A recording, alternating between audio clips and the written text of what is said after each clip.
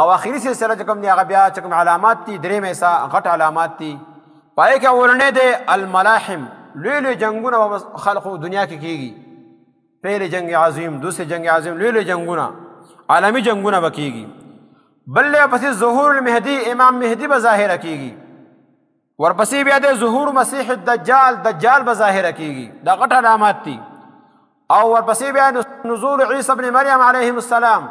عیسی علیه السلام د اسمان نه هغه راکوزیږي دا د قیامت په علامو کې ده یاجوج ماجوج به راوځي دا د قیامت په علامو کې ده انطلاق الریح الطیبه یو پاکه هوا به وچلېږي چې هغې سره ایمان والا به هغه مړه شي او کافره بد خلق په ځمکې باندې پاتې شي دا د قیامت په علامو کې ده الخسوف الثلاثه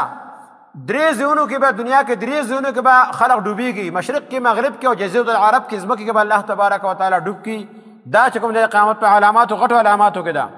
او طلوع الشمس من مغربها نور به چې کوم دی هغه د مغرب نه راوخیږي یو ورځ به ځي واپس چې کوم راخیږي هغه ځای نه به راوخیږي واپس سهار به هلته کې نه راخیږي دا د قیامت علامه ده او دې نه وروسته بیا توبه به نه قبلېږي څوک ایمان نه اړي د هغه ایمان نه قبلېږي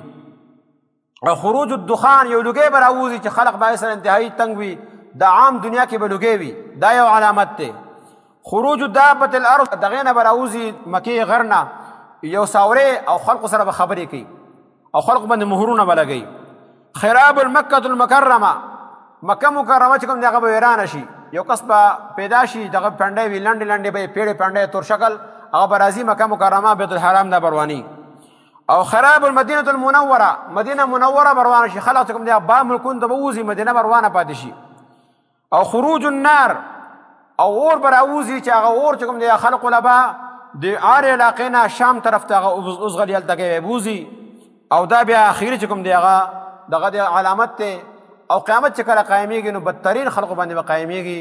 نو دې کې غټې نښې پاتې دي واړه که سړی سوچ وکړي نو هغه ټولې پوره شوي دي لہذا قیامت مطلب دا دی چې الله تبارک وتعالی مخې له به ته ځي تا سره به حساب کتاب کېږي د هغې تیارې دی هغه علامات چې کوم نبي علیه السلام ښودلي دي تقریبا هغه پوره دي لہذا موږ له د آخرت فکر پکار دی او موږ لا د قیامت د نښو نه مخکې پوره کېدو نه مخکې خپل توجه الله طرف ته پکار ده الله دې موږ له د عمل کولو توفیق راکړي او الله دې زموږ دنیا او آخرت دواړه ښه کړي الله دې موږ د قیامت په ورځ باندې د رسوایۍ نه بچ کړي او الله دې موږ د مرګ په ټایم کې او قبر کې هم د رسوایۍ نه بچ کړي او څومره فتنې چې ظاهره کېږي فتنو باره کې به انشاءالله مستقل هغه بیان کېږي څومره فتنې دي هغې نه څنګه ځان بچ کول دي کومې دعاګانې دي الله دې موږ د هر قسم فتنو نه بچ کړي واخر دعوانا الحمدلله رب العالمین